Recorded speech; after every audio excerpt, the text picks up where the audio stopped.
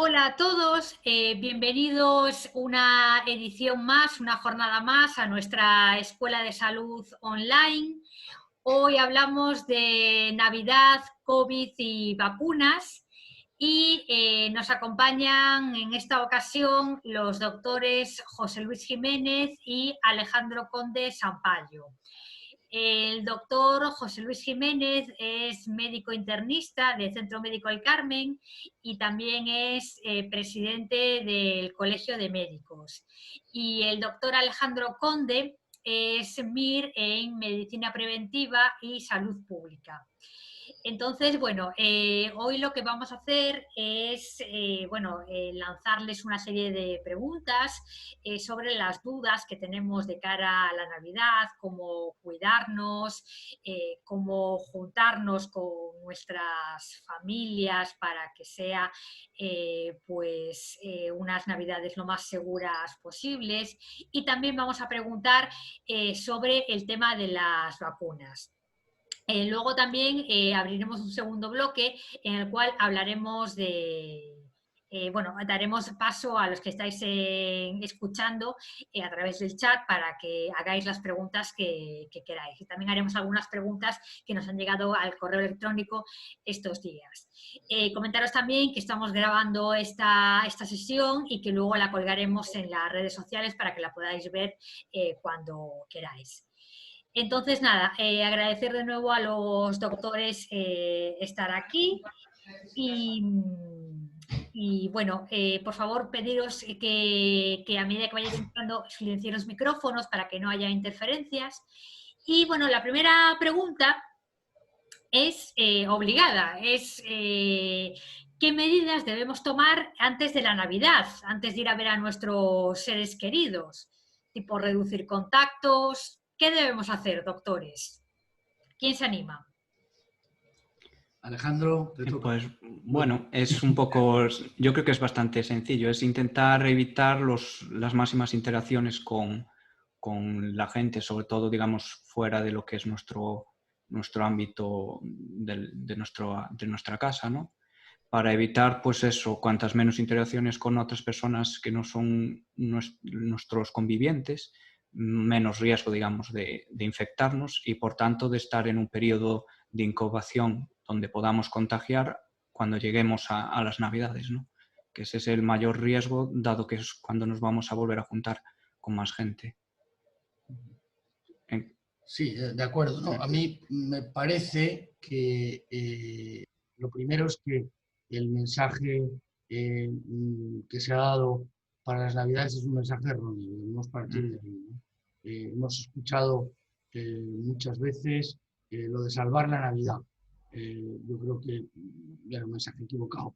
No se trataba de salvar la Navidad, se trata de hacer las cosas que hay que hacer, salvarnos a nosotros mismos, salvar a los seres que queremos y salvar a la sociedad en la que convivimos, ¿no?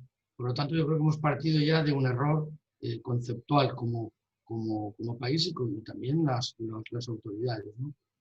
Por tanto, lo que tenemos que saber es que no van a ser, ni deben ser, ni pueden ser unas Navidades normales, que tienen que ser unas Navidades distintas, en las cuales tenemos que ser muy selectivos en cuanto a las cosas que vamos a hacer. Y hay algunas que son el centro de la Navidad habitualmente, como las comidas y las cenas de Nochebuena, Navidad y Nochevieja, que son los momentos más peligrosos. Porque el momento más peligroso para infectarse de este virus es aquel en el que nos quitamos la mascarilla y la protección individual. Y esas cosas se dan indefectiblemente cuando comemos y cuando bebemos. Por tanto, yo creo que luego tendremos tiempo a desarrollar la idea, pero esos son los momentos de mayor peligro.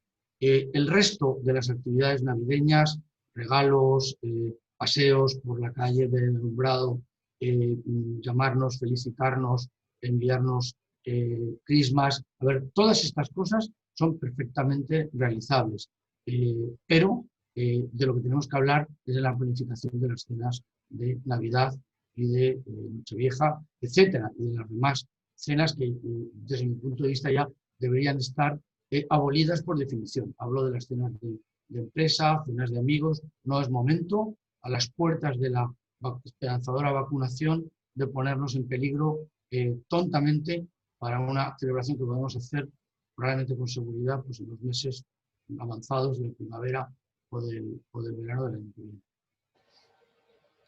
Y de cara a ir a una reunión familiar, el que vaya a ir, ¿es aconsejable hacernos pruebas PCR o de antígenos?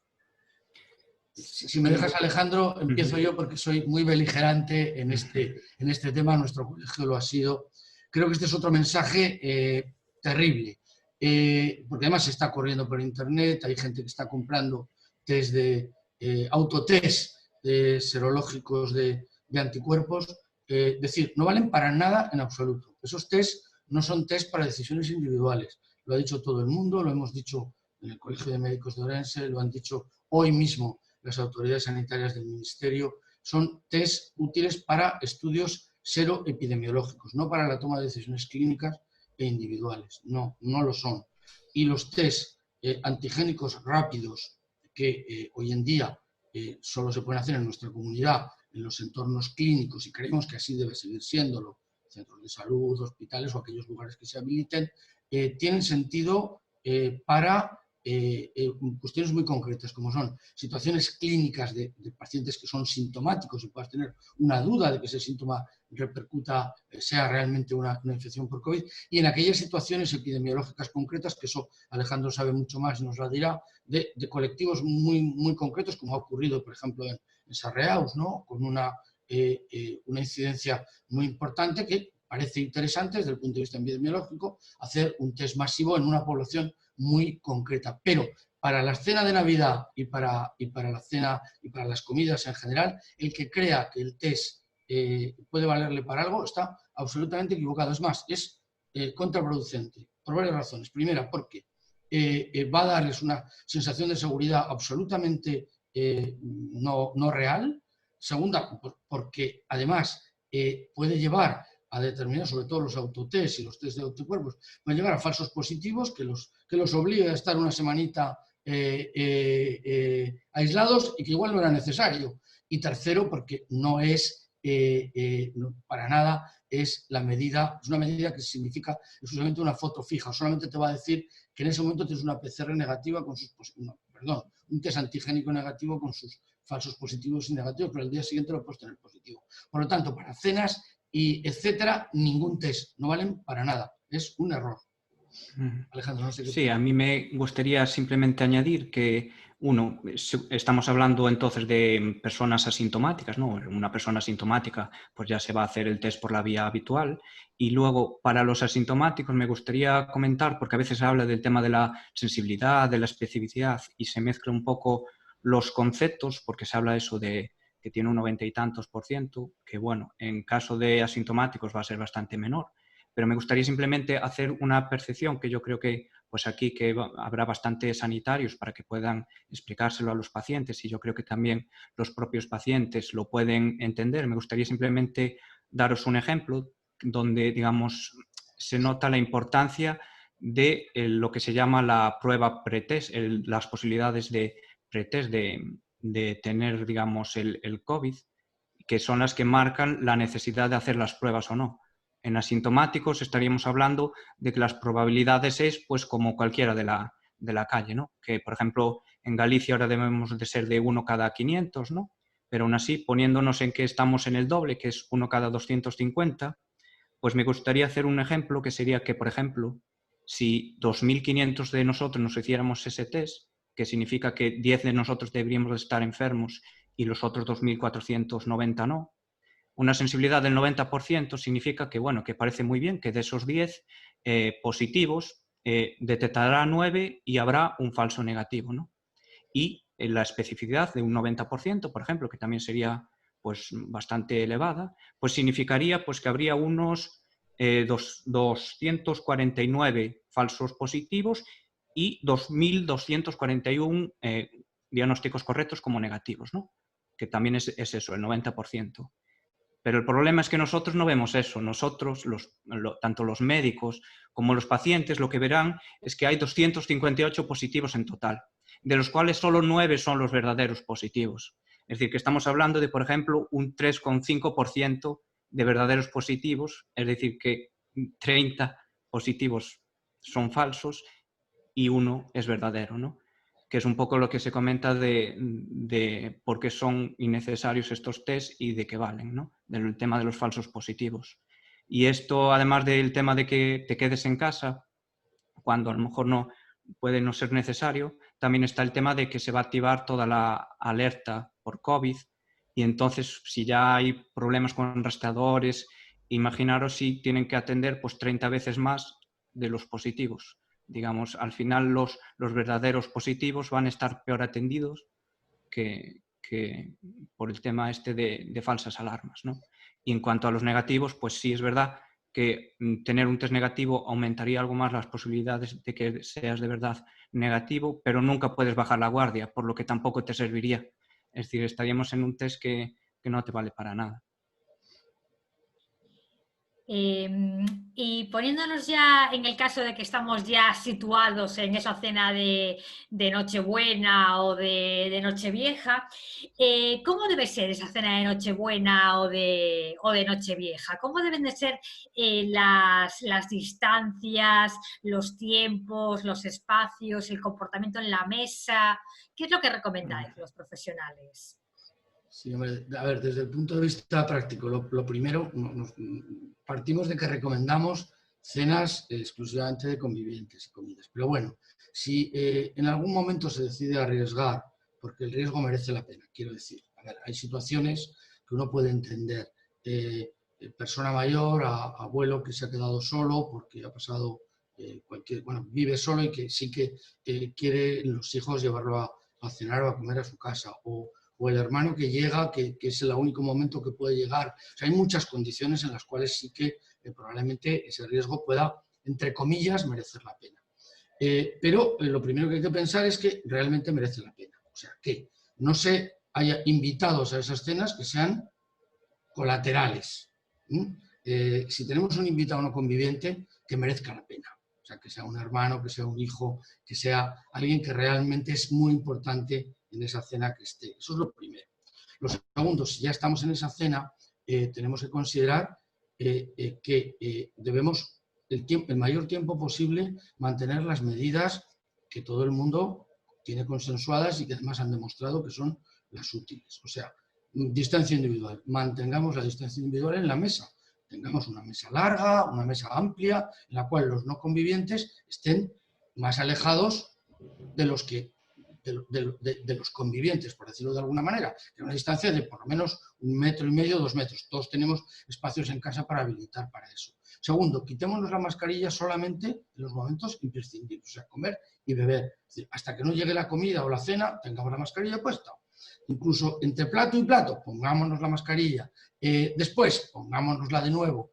Tengamos el espacio ventilado, importante, con ventilación cruzada. Sabemos hoy que los espacios exteriores tienen 20 veces menos riesgo de contagio que los espacios interiores mal ventilados. Por tanto, tengamos nuestro espacio de cena bien ventilado con corriente suficiente, y así tenemos un medidor de CO2 que nos diga que estamos por encima de 800 y que tenemos que abrir la ventana en ese momento, pues mejor, pero eso hoy es muy difícil de encontrar en el mercado. O sea, con lo cual, ventilación máxima, mantener la mascarilla, tener solo las personas necesarias y luego no cometer el error habitual de acabamos la cena y nosotros que somos jóvenes nos vamos y otra casa y otra casa y otra casa y la liamos. O sea, yo creo que esas un poco serían las ideas. Y como decía antes muy bien Alejandro, los días anteriores, si vas a asistir a una cena y la tienes programada, pues intentar disminuir las interacciones sociales que tú, que vas a llegar a una casa en la cual no eres conviviente, puedas tener. Disminuir las interacciones sociales, sobre todo en estos espacios cerrados, sin mascarilla y con mucha gente y mucho tiempo, ¿no? Tiempo, no mascarilla y espacio cerrado son elementos muy importantes en la consideración de riesgo. Por lo tanto, yo daría estos consejos para cuando estemos cenando o comiendo. Sí, sí, un poco es el resumen, ¿no?, de las medidas a tomar. Yo, sobre todo, el factor de más riesgo y donde veo donde la gente, sobre todo, pues incumple estas medidas es en el tema de la comida, ¿no? De sobre todo, pues, la charla durante la comida, donde la gente no se pone la mascarilla. Y bueno, aquí yo creo que hay que seguir el dicho, ¿no? Que seguramente todos nuestras madres y nuestros padres nos han dicho de que es de mala educación hablar con la comida en la boca. Pues aquí pues seguirlo un poco, ¿no? Es decir, si tú quieres comentar algo y estás comiendo, pues deja de comer, te pones la mascarilla y lo comentas. Pero el tema de estar comiendo, y sobre todo esto es típico, yo creo que de España, ¿no? De estar comiendo y estar pues charlando de lo que ha pasado, pues si no llevas la mascarilla, estás sometiendo a tus familiares pues a un riesgo que no deberían, ¿no? Pues sobre todo por eso, simplemente te sacas la mascarilla para comer, come y luego pues ya hablarás y harás la charla que quieras, pero ya llevando la mascarilla, ¿no? Yo creo que es la zona más crítica. Sobre todo porque además estáis todos enfrentados en las mesas y hay menos distancia que a lo mejor cuando ya se ha acabado la cena y os podéis esparcir más por el salón dejando más distancias, ¿no? Y esto nos hila un poco con los grupos burbuja. Hemos escuchado hablar mucho de los grupos burbuja, ¿no? Que deberían de ser siempre los mismos. ¿Qué son los grupos burbuja?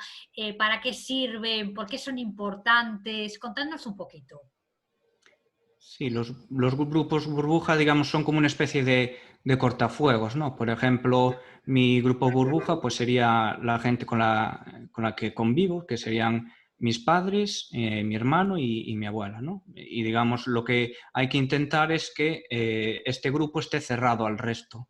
Por ejemplo, mi abuela pues es gran dependiente, no puede salir de casa, ¿no? Pero mis padres la única interacción que tienen con el exterior es de hacer viajes o a lo mejor ir a la compra, pero no hay ninguna situación de riesgo con otras personas del exterior. Yo, aparte de a lo mejor con mis compañeros de trabajo, donde siempre intentamos evitar todo el riesgo posible, no tampoco tengo interacciones sociales de riesgo, y mi hermano, la única interacción de fuera que tiene es también a lo mejor con 3 amigos que conoce y que son siempre los mismos, y siempre pues lo que hacen es, para quedar, lo que hacen es compran las bebidas, las compran en un supermercado, se las llevan a un parque y quedan guardando las distancias y solo sacando la mascarilla para ver. De esta forma lo que consigues es que si el virus no entra en ninguna de las personas de la burbuja, donde sí, una vez entra el virus, pues se puede esparcir porque, digamos, en casa no es factible realizar siempre las medidas, pues evitas que entre dentro, ¿no? Si, por ejemplo, yo bajase la guardia y, por ejemplo, pues en mi trabajo, donde sea, pues asumiera riesgos de contraer el virus, estaría pinchando la burbuja, ¿no? Y dejando que pudiera entrar al resto de ese cortafuegos. Sí, un poco que añadir, quizás los conceptos que yo creo que no los han dejado claras las autoridades, ¿no?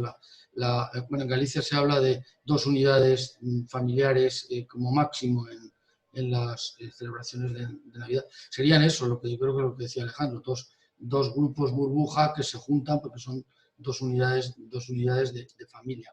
A ver, yo quisiera solamente añadir un aspecto. A ver, el que una comunidad permita 6 personas, otra comunidad permita 10, parece un brindis al sol. A ver, no va a haber un policía en cada casa para de alguna forma fiscalizar que realmente solo hay 10 o que realmente solo hay 6. Es altamente improbable que vaya a haber, salvo situaciones escandalosas de decenas de 30 personas. No creo que vaya a haber acciones punitivas, ¿no? En esos días. Yo creo que lo que se hace un llamamiento es a la responsabilidad individual y familiar, que yo creo que es fundamental, pero quizás tener el concepto de que el que nos permitan teóricamente, porque aquí en España somos muy de cumplir las órdenes, ¿no? Y a veces no de pensar tanto en ser lógicos y entender un poquito de qué va este virus, que mucho no sabemos de él, pero ya algunas cosas sí que hemos aprendido y las estamos viendo con el sentido común que podamos tener, ¿no? El hecho de que nos permitan estar 10 en la cena no significa que tengamos que estar 10. O sea, si solamente merece la pena que estamos 4, pues estamos 4. Si realmente hace falta que estén 10, porque es una familia numerosa, lo debemos estar e intentar eso en unidades familiares, como aquí se ha dicho, plantearse. Y luego ya todo ese concepto de allegados, que tan difícil definición tiene, pues no sé, yo creo que era un intento de explicar lo inexplicable, ¿no? Digamos, desde luego para mí una política informativa y de comunicación bastante regular en lo que ha sido toda la preparación y lo está siendo esta programación de Navidades. Y teniendo en cuenta, un poco hablando de la comunicación y de cómo se está preparando la Navidad, teniendo en cuenta cómo se está preparando la Navidad, las medidas y cómo están repuntando los casos, ¿ven ustedes factible que vayamos hacia una tercera ola? Bueno, esto es... Sí, Alejandro, sí. Sí, es decir, en el fondo, cuando relajas medidas y la gente empieza a interactuar más, el virus tiene la misma transmisión de siempre y va a actuar siempre de la misma manera hacia la subida de casos. Una vez bajas las interacciones, ya sea porque o el gobierno te lo exige o porque personalmente pues, decidimos como población realizar esas medidas, pues el virus bajará. Es decir, es matemático, ¿no? No, yo creo que Alejandro totalmente de acuerdo, es matemático y matemáticamente va a haber una tercera ola. A ver, llamamos olas, yo no sé muy bien si hay que llamarle olas, ondas, mini olas, porque a veces hay quien dice que ya estamos pasando a la tercera ola, la cuarta. A ver, yo creo que el comportamiento del virus después del primer confinamiento, que lo bajó realmente a niveles muy significativos, a días de 0 casos en Galicia o 1 o 2, en general después ha ido siempre manteniéndose en determinados niveles y está haciendo pues, pequeños vaivenes, ¿no? como las M's de la famosa marca, ¿no? Está pasando en Europa, en Alemania.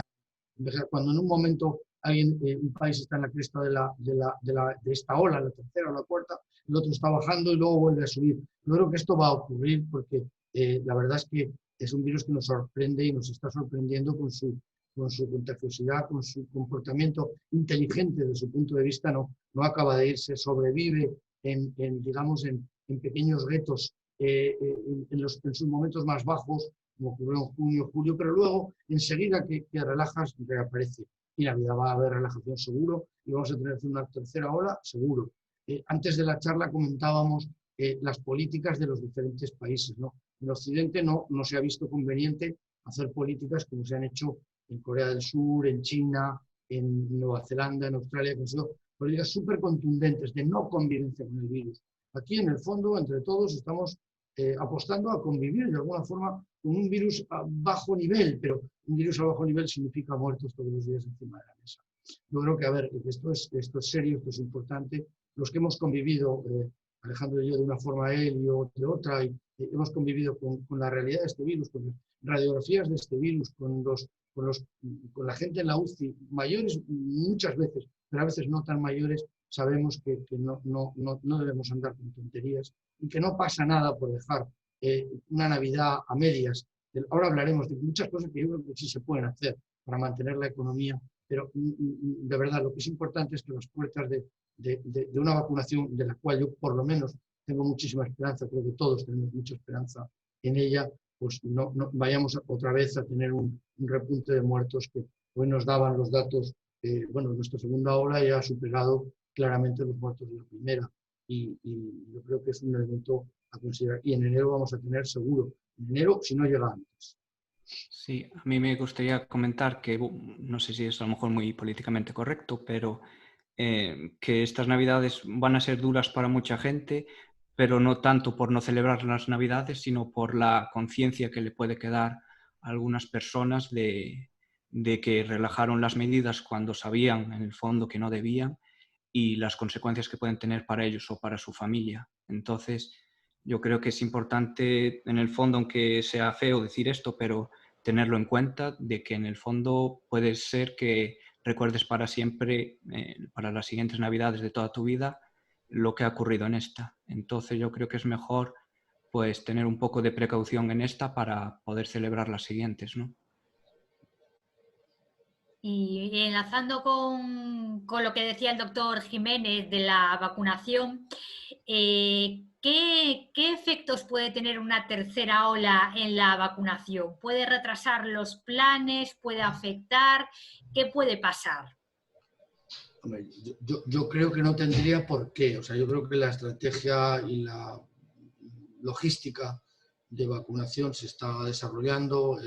Seguramente Alejandro tiene algún dato más que yo sobre eso, pero bueno, se está desarrollando, todavía no está del todo desarrollado. Yo creo que hay algunos elementos todavía pendientes de decidir, o por lo menos de decidir públicamente. A ver, va a complicar al sistema asistencial.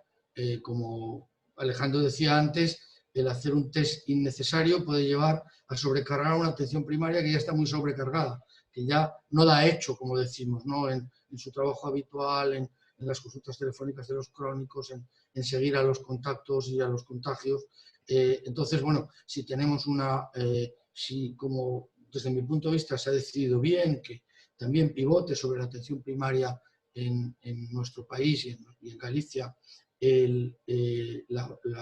la vacunación, pues si tenemos una atención primaria demasiado ocupada, demasiado sobrecargada y estresada, con una tercera o cuarta hora importante, pues yo creo que sí que va a repercutir, y por eso es otra razón más para intentar tener cuidado, ¿no? A mí me gustaría un poco por romper un poco digamos la mala sensación que hemos podido dar tanto Alejandro como yo en la anterior intervención, ¿no? Yo creo que sí que hay cosas que se pueden hacer en Navidad, que hacemos todos los años y que hay que potenciarlas, porque además necesitamos que nuestra economía, que nuestro comercio, que nuestro tejido social viva y sobreviva a este año tan terrible, ¿no?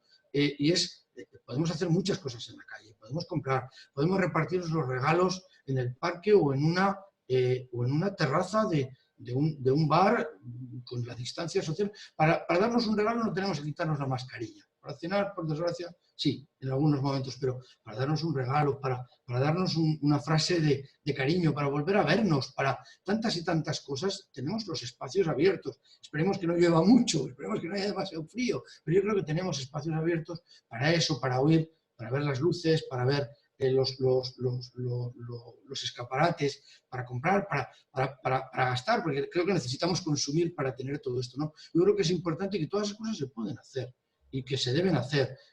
Podemos tener, igual no debemos cantar los villancicos en la cena de Navidad, pero los podemos tener grabados o grabárnoslo y pasárnoslo por WhatsApp. Tenemos las tecnologías hoy en día que nos pueden ayudar mucho a hacer unas Navidades alegres, alegres y seguras, ¿no? Yo creo que este mensaje también hay que mandarlo.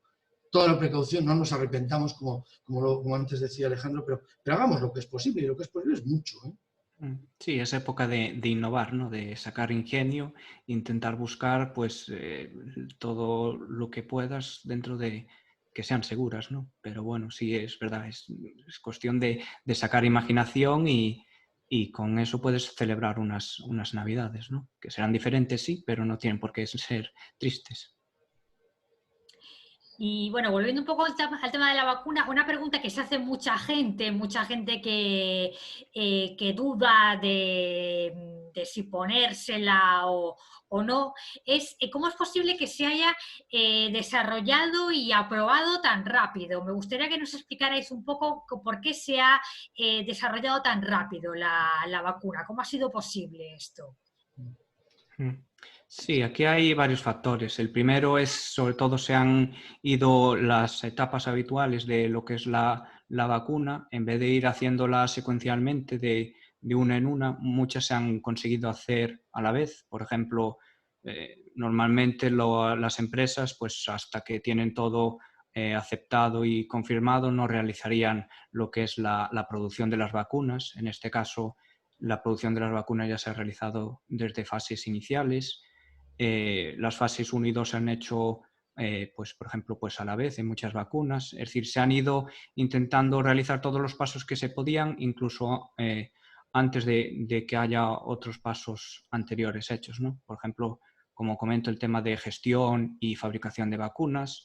Y luego también, pues bueno, en un principio son unas condiciones ideales una pandemia a la hora de hacer los estudios de vacunas, porque normalmente muchas vacunas lo que tienen el problema es de encontrar enfermos con los que demostrar que que esa vacuna es eficaz, ¿no? Si te encuentras en medio de una pandemia mundial donde hay un montón de casos por todas partes, digamos, no necesitas tanta población para demostrar la eficacia de la vacuna, ya que puedes encontrar enfermos y, por tanto, gente que no está enferma en el grupo de vacunados con mayor facilidad, ¿no? Luego, aparte, pues se comenta el tema de que las vacunas de ARN mensajero a lo mejor son más rápidas de producir, que por eso es el motivo seguramente de que las dos primeras sean de ARN mensajero.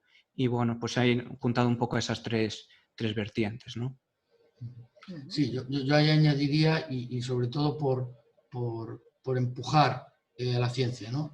Teníamos a la ciencia en el mundo y también en España, ¿no? Trabajando ya. Nos ha llegado la pandemia con ellos trabajando y eso ha sido muy bueno. Yo creo que en un momento científico, por explicarlo de alguna manera, pues alto de la humanidad.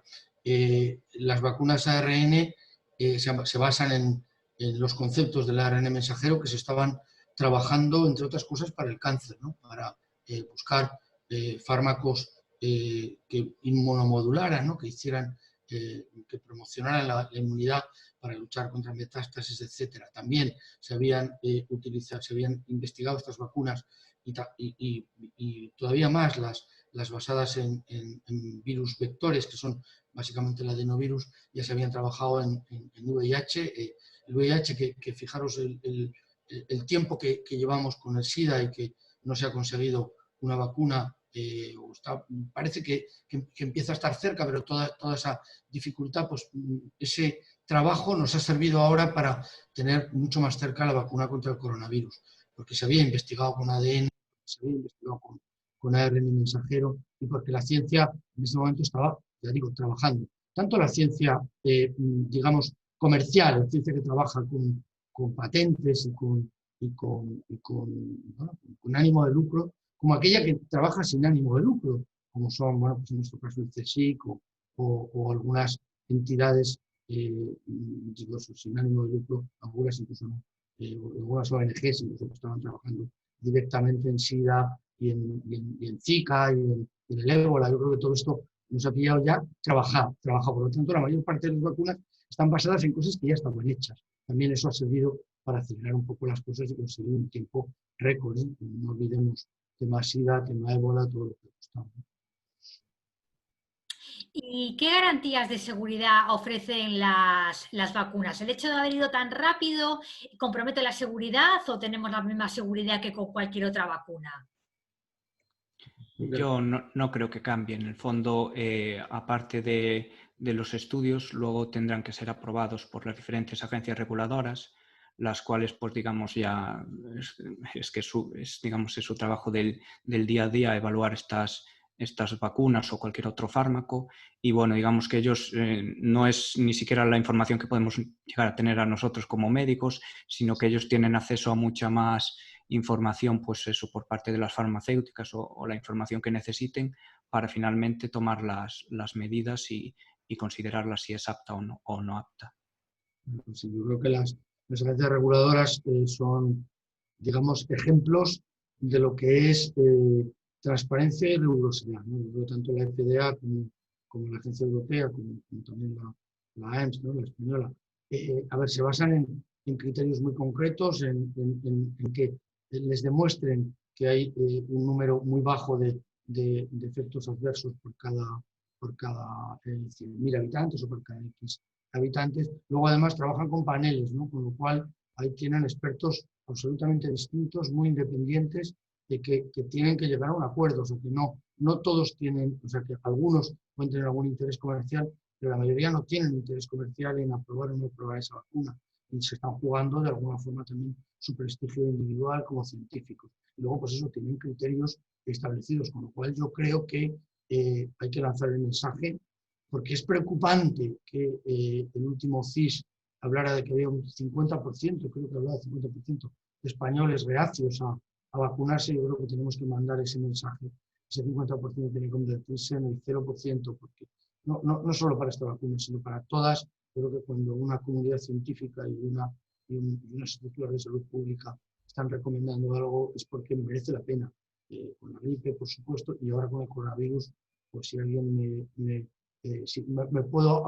puedo decir que todavía mucho más por su mayor infectividad y además también por su mayor efectividad, ¿no? Estamos hablando de porcentajes del 90% efectividad en alguna de las vacunas y en alguna que ha quedado un poco en segundo término, como la de AstraZeneca, que tiene algunas ventajas, pero si queréis comentamos, pues un 60% de efectividad, que bien quisieran otras vacunas, se acepta que por encima del 50% pues sea una vacuna que pueda comercializarse y que pueda recomendarse. Estamos hablando de porcentajes del 90%, que pueden bajar cuando se vaya a la población más amplia, pero que en todo caso van a estar en niveles muy altos y con efectos secundarios mínimos. Por lo tanto, llamamiento a todos los ciudadanos, compañeros, etcétera, a vacunar contra el COVID cuando nos toque, pero ya.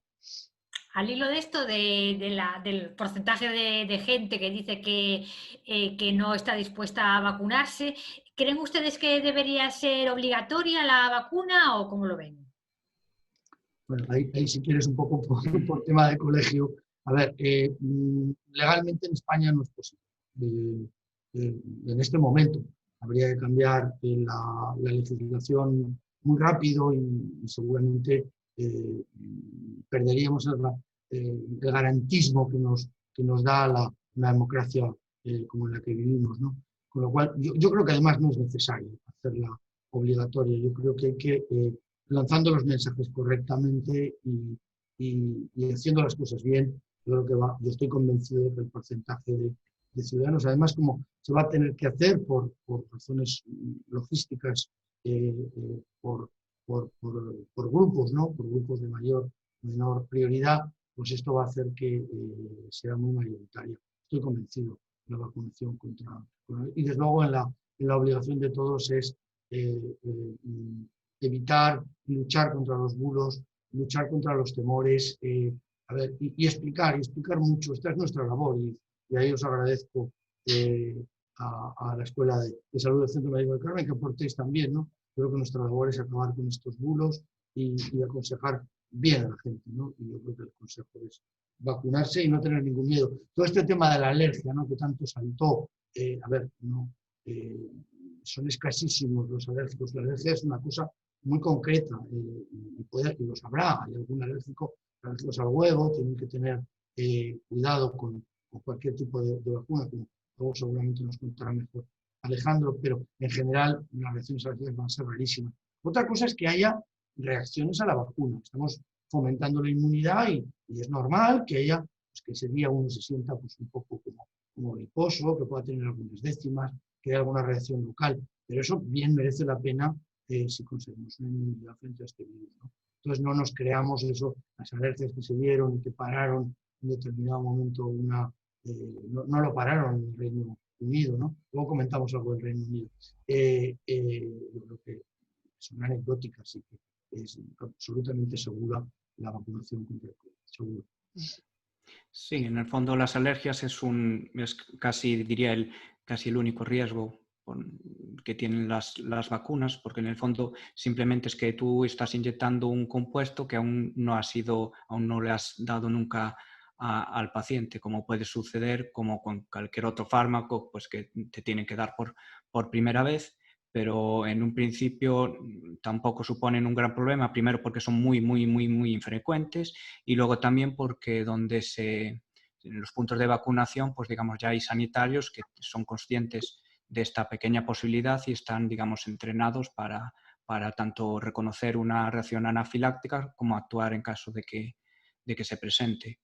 Y entonces, pues es un poco también el tema de la reactogenicidad, que a veces se habla de que, bueno, si una persona joven, pues que empiece con fiebre, pues a lo mejor es un día y luego le pasa, pues que le puede pasar a una persona mayor más débil, pero justamente esta fiebre lo que consiste en simplemente es que el cuerpo, el sistema inmune, reacciona a la vacuna, ¿no? Justo en las personas pues más viejas, con más edad, digamos, el sistema inmune está más débil y por tanto la reacción es menor que en la gente joven. Entonces tampoco en esto sería una preocupación, ¿no? Simplemente es el cuerpo que está reaccionando ante la vacuna. Muy bien, pues vamos a dar paso ahora a las preguntas de la gente que tenemos escuchando. Podéis enviar vuestras preguntas por el chat. Mientras tanto, voy a haceros preguntas que hemos ido recibiendo por el correo electrónico. Entonces, primeramente, os formulo una que dice, mi hijo, estudiante en Vigo con una vida de casa a la universidad, vuelve el 18. Pensamos autoconfinarnos hasta el 24, que cenaremos con los abuelos con todas las precauciones. Pensábamos hacer el 23 o el 24 un test serológico para sumar algo de seguridad. ¿Estamos haciendo bien? Lo del test lo hemos dejado muy claro, no es necesario. Autoconfinamientos tampoco. Yo creo que lo que hay que hacer en los días anteriores, cuando llegue este chico, el 18, los días anteriores a llegar y a formar parte ya, porque casi 18 y 7, 25 casi va a ser ya el tiempo en el que más riesgo de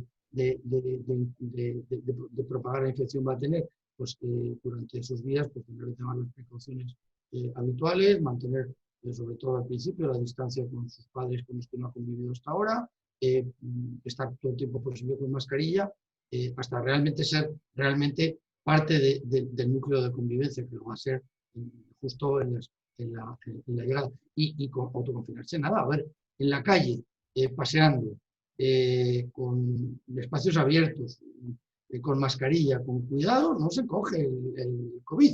O sea, entrando en una tienda a comprar algo con una mascarilla, una tienda bien ventilada, no llena de gente, una razonable afluencia, no tiene nadie por qué castigarse de esa forma. O sea, si es tan sencillo como esto, cuidado con contactos en los cuales pueda haber riesgo porque nos podamos relajar y nada más. Y ya si va a llegar el día 18, pues mira, fenómeno, para la cena de Nochebuena ya es prácticamente parte de la unidad de convivencia. Sí, en el fondo el autoconfinamiento, digamos, no es la única manera de vivir seguro. Es decir, hay muchas maneras, como comenta José Luis, de realizar una vida con seguridad. Es decir, simplemente el virus no se transmite por la mirada, se transmite, pues eso, a través del contacto o por las gotas que transmites, pues eso, al hablar, ¿no? En distancia, sobre todo, pues sobre 2 metros. Y en el fondo, si tú realizas actividades con otra gente llevando mascarilla en ambientes al aire libre, no tienes tampoco riesgo, es decir, no hace falta quedarse en casa confinado. Es que da una sensación como que, a ver, y este es un mensaje que hay que lanzar a la gente, yo a veces no lo entiendo, como que tenemos que hacer una especie de penitencia previa para luego conseguir no sé, la maravilla o el Olimpo de la cena de Navidad o la cena. A ver, que es que el mundo no se acaba con una cena ni empieza en una cena. O sea, a ver, ¿qué más se podrá hacer si se ha tenido sentido común? Yo creo que la gente, en vez de dejarse llevar por esas llamadas a seguridad cero, que no la tenemos, o sea, que cualquiera puede coger el virus mañana, que es que estamos todos perfectamente, estamos expuestos mientras no tengamos una vacunación masiva. Vamos a seguir todo el año que viene, ojo, o sea, incluso con vacunados, porque luego hablaremos de esto, ¿cuánto tiempo nos va a durar la inmunidad? O sea, todavía tenemos muchas preguntas que hacernos, pero bueno, yo no entiendo esto de sacrificio máximo antes de la cena de Nochebuena y luego en la cena de Nochebuena nos relajamos, quitamos la mascarilla, nos cantamos el villancico a la oreja. A ver, no sé, es un concepto que parece un poco tonto, ¿no? Yo creo que debemos, a ver, esto también nos puede valer un poco para madurar como sociedad, ¿no? Para quizás desmitificar algunas cosas y vivir de una forma mucho más racional y normal y diversificar la alegría también, ¿no? No vivir de golpe a golpe de acontecimiento, ¿no? No sé, es una dislate personal. Una pregunta un poco en la misma línea de los test, que es algo que preocupa a la gente, es, mi pregunta es la siguiente respecto a la Navidad. Si viene un familiar directo a pasar la Navidad de la misma comunidad autónoma, ¿es suficiente con hacer un test serológico? ¿Mejor PCR?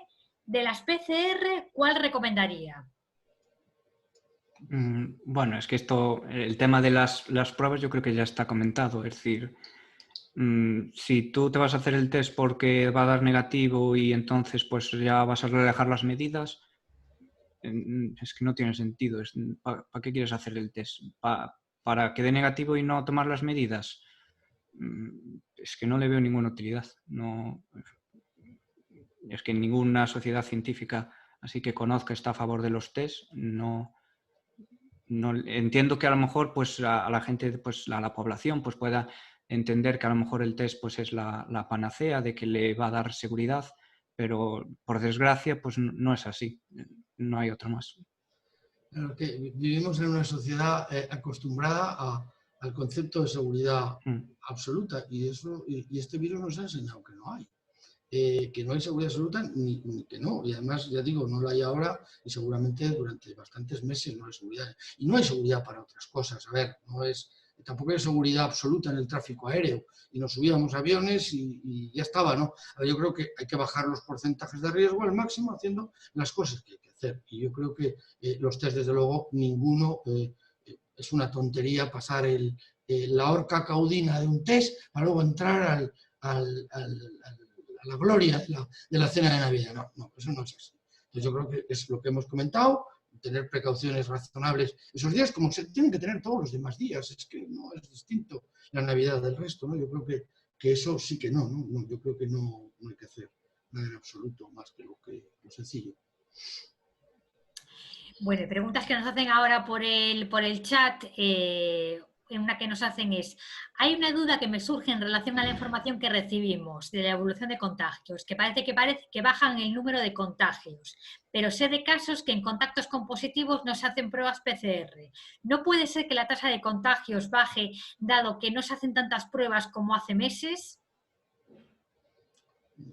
Yo creo que no es así. Además son públicos el porcentaje, o sea, las PCRs que se hacen y el porcentaje de ellas que son positivas. Y va bastante paralelo todo. No, yo creo que no es así.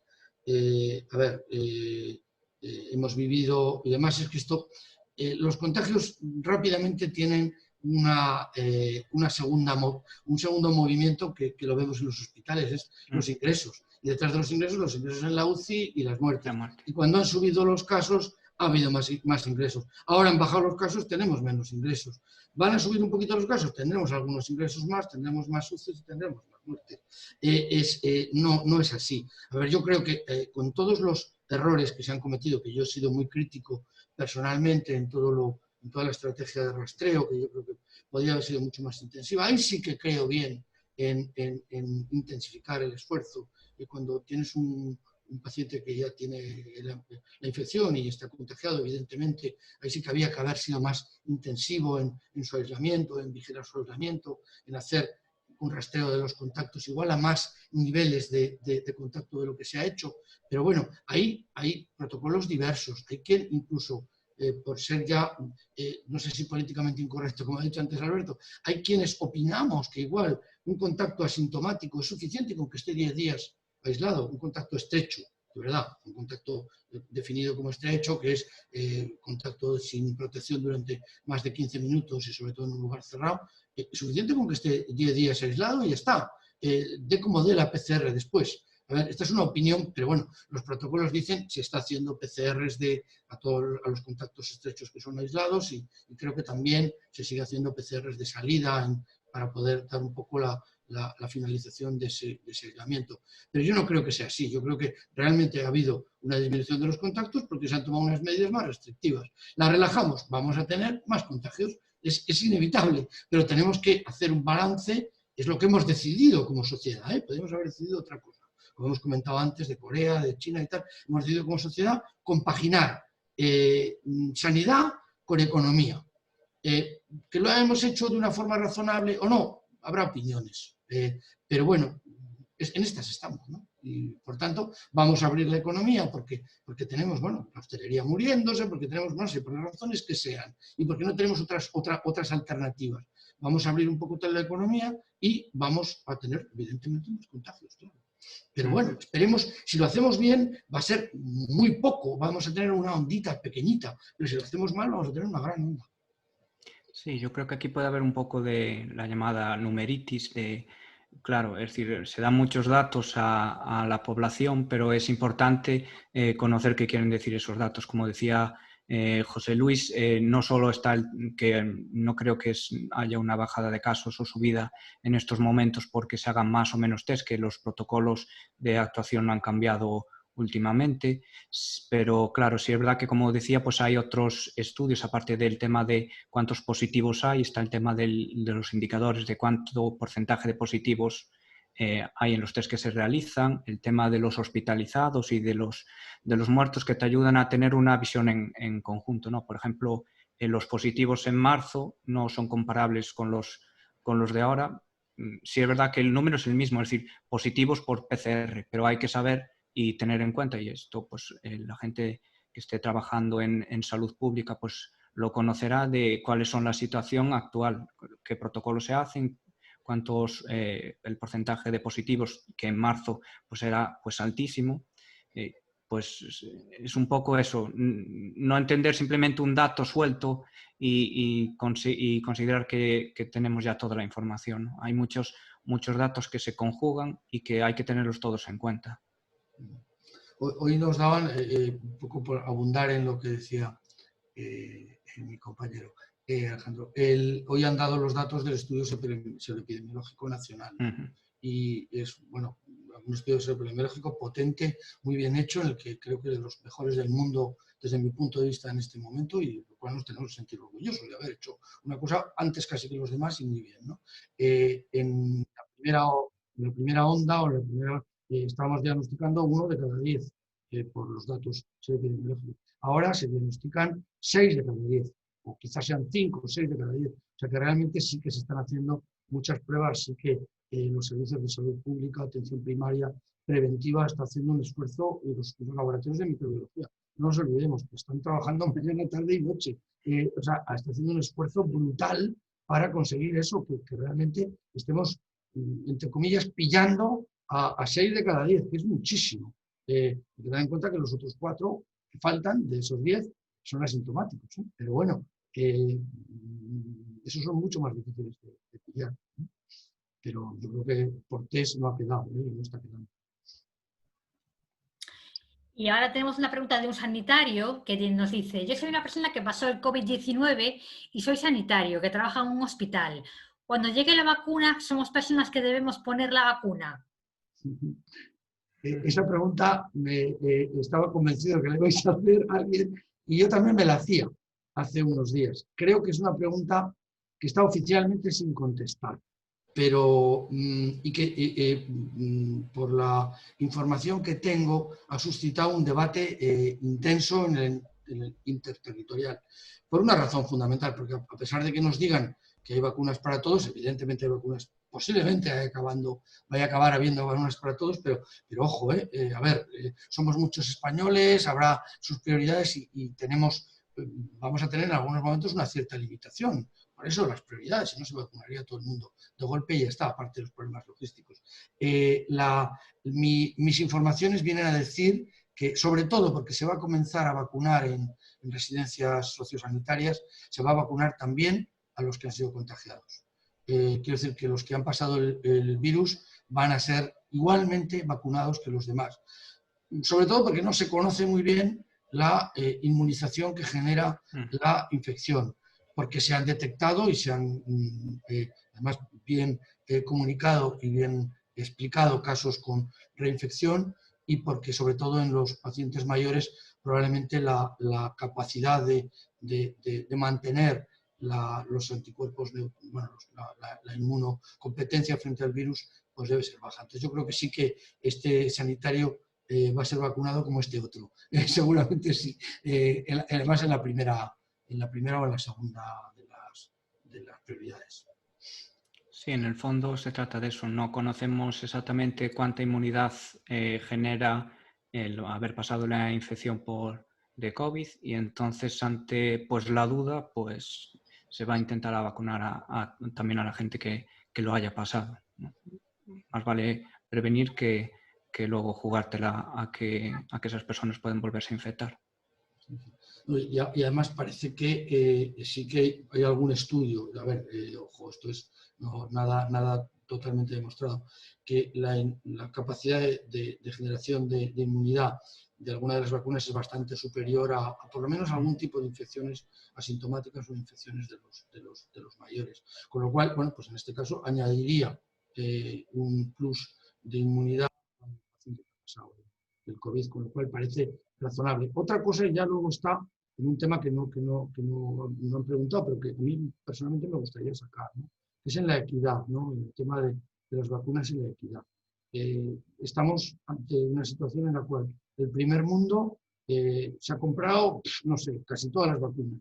Y vamos a tener un tercer mundo que además compartimos espacios aéreos, compartimos muchas cosas con ellos, por lo cual deberíamos preocuparnos también de que aunque solo sea por el propio egoísmo, pero también por razones de humanidad, de que esas vacunas lleguen a todo el mundo y lleguen a los países del tercer mundo.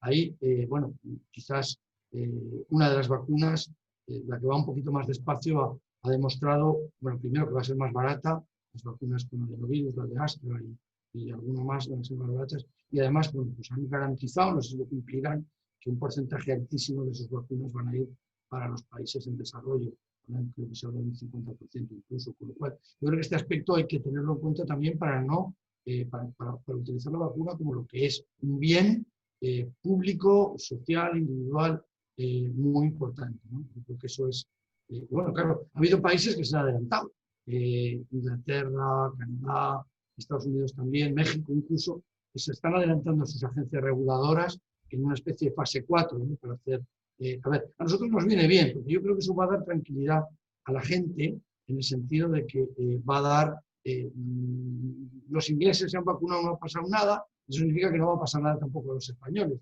Esto significa bueno, que va a dar una seguridad también a nuestros conciudadanos, ¿no?